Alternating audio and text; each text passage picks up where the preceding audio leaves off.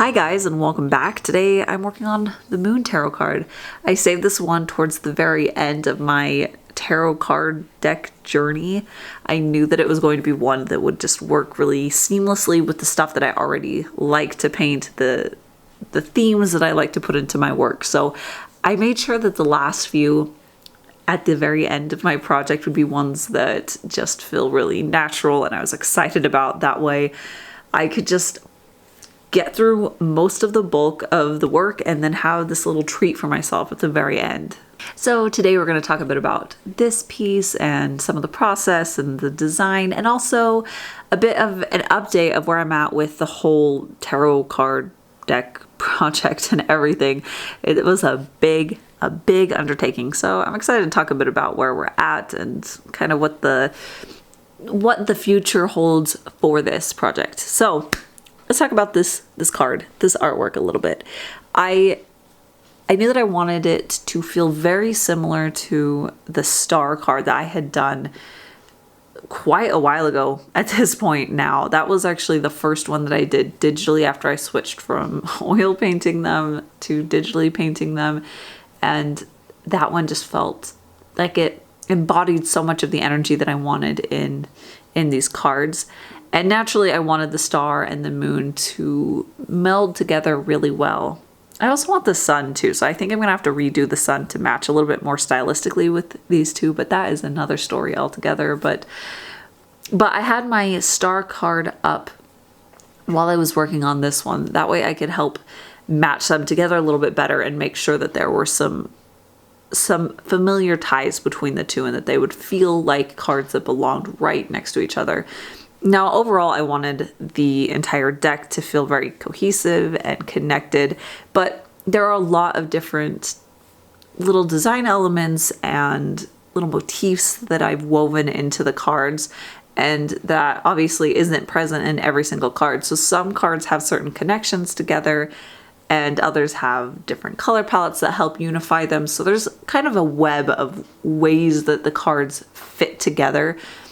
And I wanted these celestial ones to really just connect and click together. So that was my starting off point for idealizing what this card was going to look like and how I would proceed with it. So based off of the star card, I have the figure right in the middle and then a very dark, rich background behind her, and she feels very solitary almost, but serene. So I wanted to continue that energy. So I have my moon character in space, floating there, holding the moon. It's nothing terribly complicated, but it felt like it hit all of the right notes that I was looking for, and I was really excited to start working on the colors for this one. And the artwork for this is going to be in the card deck, of course, but the only way to get her as a large scale print is actually going to be through my Patreon. She is the exclusive print for May, and the deadline to sign up for that is actually May 31st, which is like right now. So if you'd like to get a print of her, make sure to sign up. There's a link down in the description that'll take you over to my Patreon so you can sign up for her and get the print as well as the sticker pack for the month of May. So this is one of the cards that, and one of the art pieces in general, that I started working with a certain color palette and I loved it, and I still do, but it just didn't feel quite right for the energy that I wanted from it.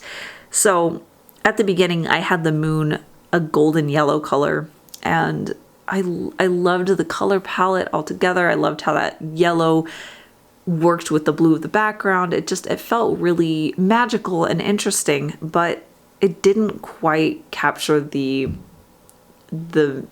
more magical, serene, and mysterious quality, I guess, that I wanted to have out of the moon card. So the moon card, the meaning for me feels much more subjective, I guess, and not quite direct. And I know that all of those are, again, very, very subjective. What colors mean more mysterious, more internalized, more I don't know how to describe it. Just something about being cloaked in mystery and less at the face value. And those colors just didn't quite feel like they were working with how I wanted this card to feel. So I had to make the very difficult decision to move away from that and to work more with overall cool colors. I changed the moon to more of this clear, clean blue color, and it did feel right, and it definitely still feels right for me for what I wanted it to look like. But it was hard giving up that first color palette that did feel like it was working.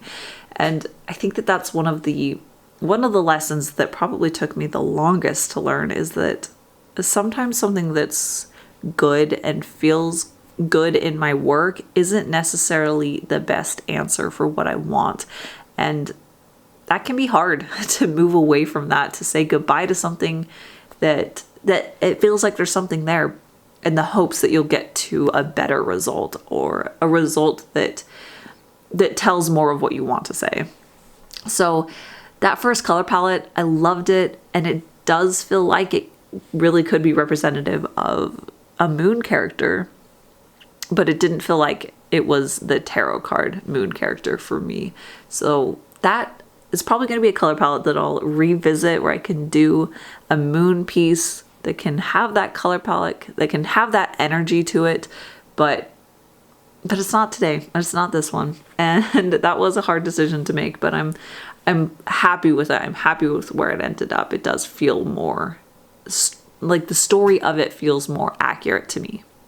I've been having so much fun with the glowy effect that I've put into many of my tarot cards, balancing it out, of course, with what's happening in the cards, where does it really need to be there, and when does it need to be a little bit more subdued. But that's one of the fun things about working digitally, is that it's just so easy to implement some of these lighting effects, especially after the fact. If something sparks an interest or an idea for me for a way to create a certain glow in a piece, I can add that at any point in the process. And I've been just really embracing the things about digital that makes it enjoyable and fun while I'm working on these tarot cards. Overall, my passion and my joy still lies firmly with traditional paintings. That's just where I really get the most pleasure out of actually working on it. The process itself, I just get so much more joy out of those.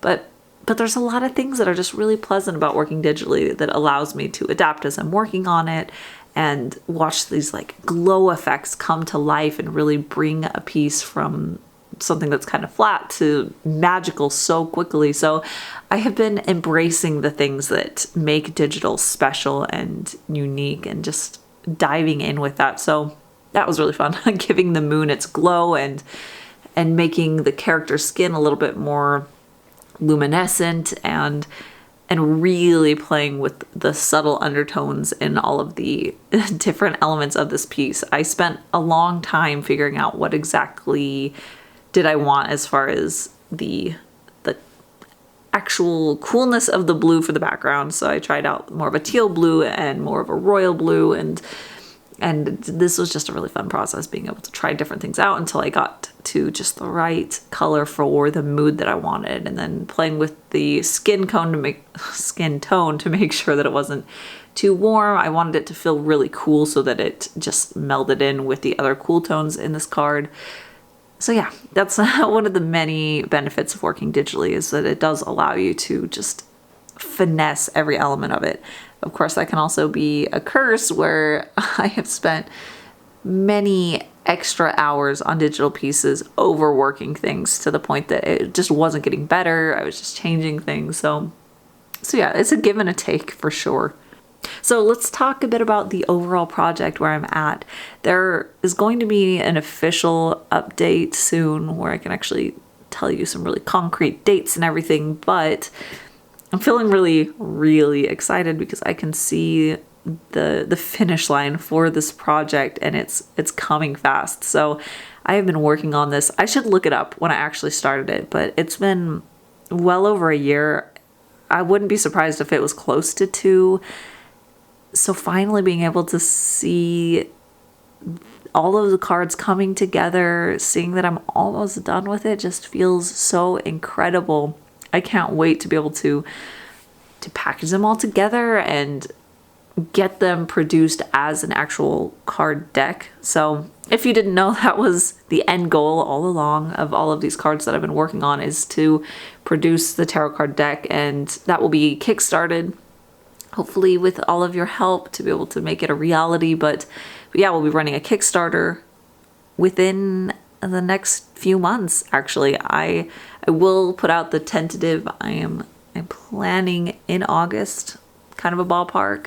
So that is way earlier than I actually was thinking it would be from where I was at the beginning of the year. Things have just been really rolling, and I think that a large part of it too is once I could see that I was close to the end and getting there, it really renewed my energy, and I wanted to put more time into it. So I've been spending more and more time working on these cards to really just get the ball rolling so we can make it happen. And that's obviously one of the most satisfying things about working on big projects, is when you get to the end and you can see the actuality, the real thing there. So that's coming up really soon. I cannot wait to launch it, to finally get it made, and to hold that physical deck in my hands. I'm really excited. So yeah, if you're interested in that, stay tuned, stay watching my videos. I'll let you know when the actual official date for the launch of the Kickstarter happens. And yeah, I'm excited. I'm excited to make it happen. And don't forget, the print of this piece is the exclusive print for Patreon for the month of May. And the last day to sign up for that is actually the 31st of May. So that is really just right now. So if you'd like to get this print, make sure to go sign up. There's a link down in the description that'll take you over there. And again, this is the only way to get her as a print. She will be part of the card deck, of course, but this is the time to get her as a nice big print for your wall.